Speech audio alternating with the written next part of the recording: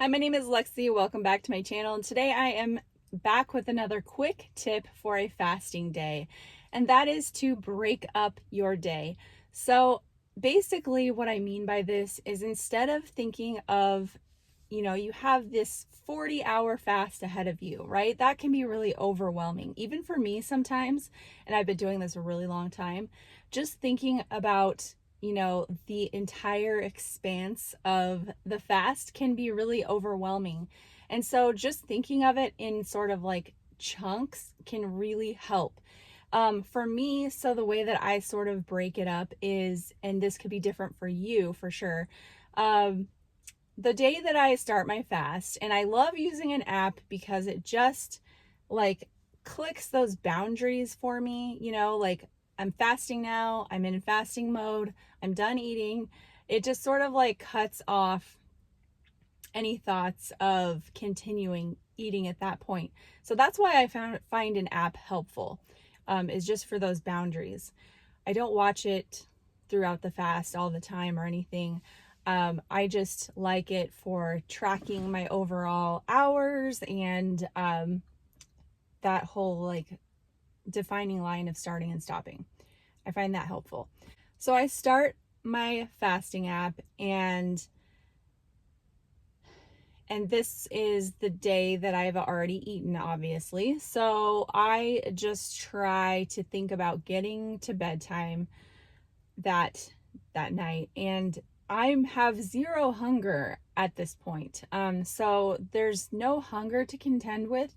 It's really just the emotional side of committing to the fast and not letting myself get overwhelmed by feelings of what if I can't do it? What if?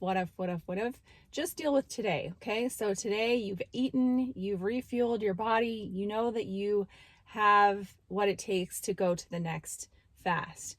So you just, do your evening routine, watch a show, read a book, put your kids to bed, put your kids to bed and then do those other things because we know we can't do those things with kids awake. And then I just go to sleep and wake up, and now it's the next day, and today is the full fasting day. And even that can be a little bit overwhelming once you've woken up knowing you won't eat until tomorrow. However, you can also think of it as I get to eat tomorrow. So there's that to look forward to, and that's a really big piece as well. And then this is the important part where for me, like personally, I'm not super hungry yet, but throughout the morning, I will start to have maybe some stomach grumbles and stuff. Just a reminder that yes, you ate this time yesterday. No, you're not eating again. So why won't you feed me? That's what your body is telling you.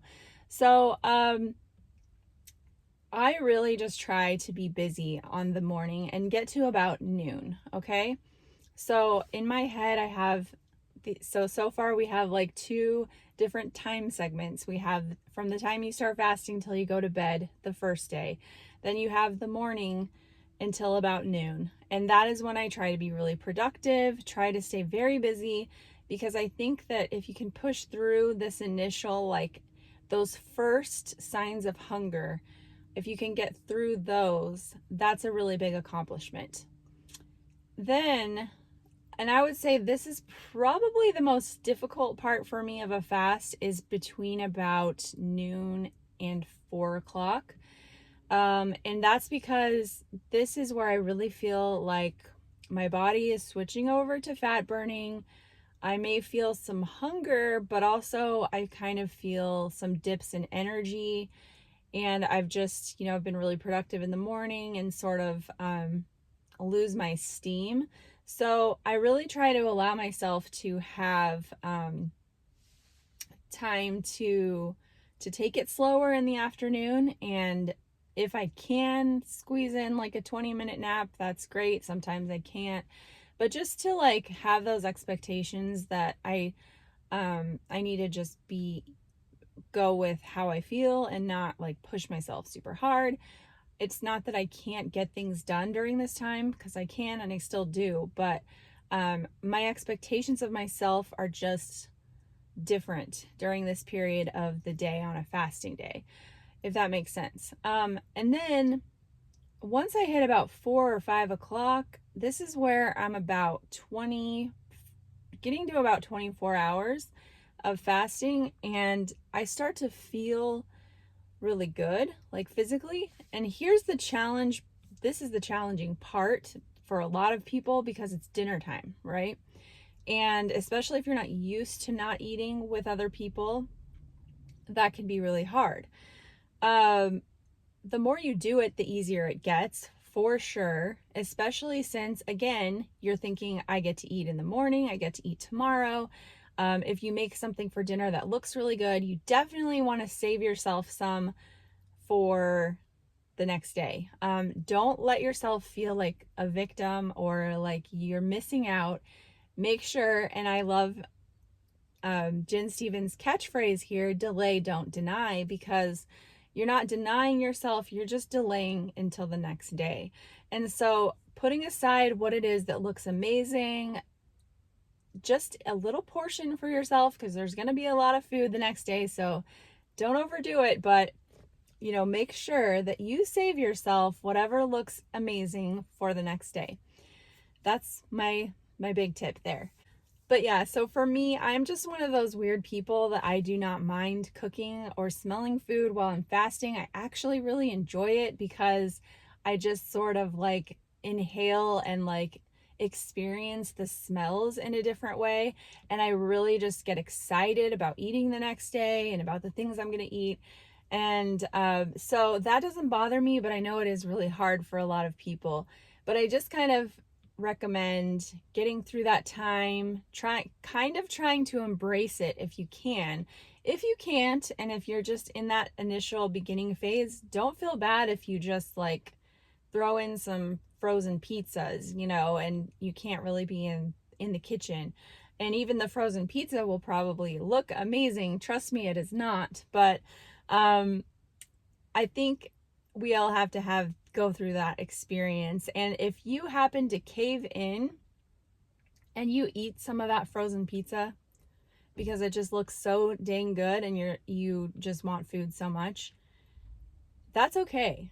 And I would just say, stop for a minute and ask yourself, was it worth it? Like, am I glad that I did that? Was it worth it? Would I do that again? Probably not. But just to ask yourself those questions. And I would strongly recommend that if that happens, here's what you think. Okay, I did a modified fast today. I had a 500-calorie meal. Doesn't matter if you counted the calories, whatever. Okay, it's just a down day meal. Move on. Continue your fast. Don't beat yourself up. Don't think you need to eat the whole kitchen just because you ate a piece of pizza. Okay, like tomorrow is another day. The next fast is another fast. It's okay. Move on. But anyway, okay, so now we're getting to the evening time of our fasting day. A lot of people struggle with not being able to sleep on their fasting day.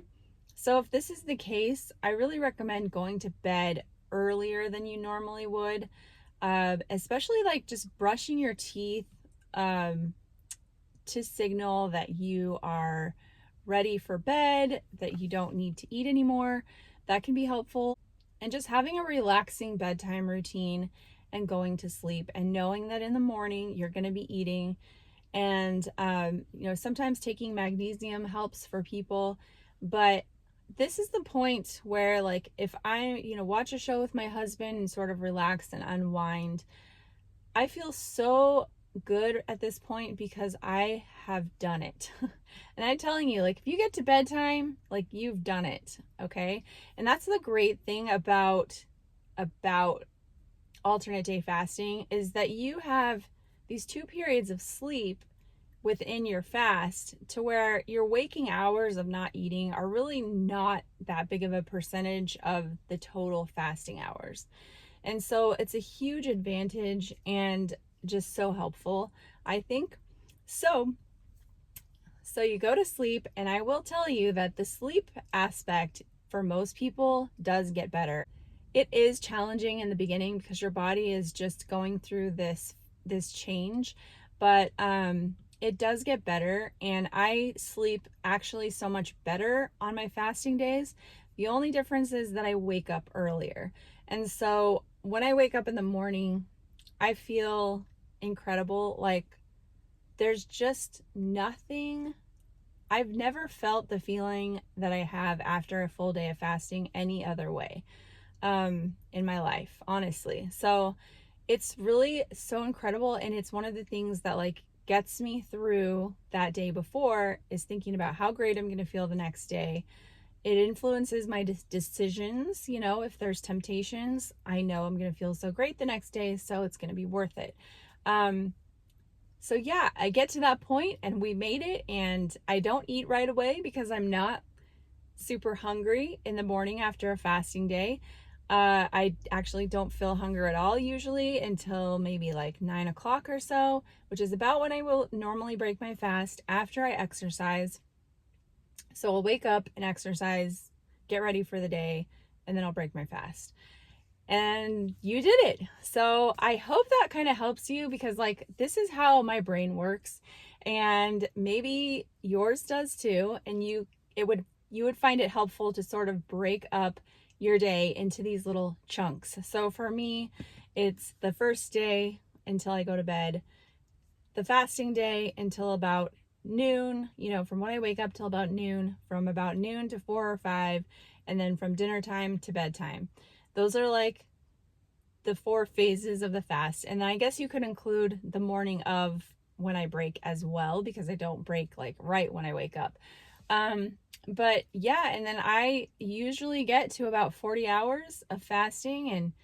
And at this point, I'm not saying that it's easy, but it's like a rhythm, you know, it's like clockwork. So this video ended up being a little longer than I expected, but I hope that it was helpful. So I hope you guys have a great day. Hope you're doing well in your fasting. Let me know how you're doing, and I'll talk to you next week. Bye-bye.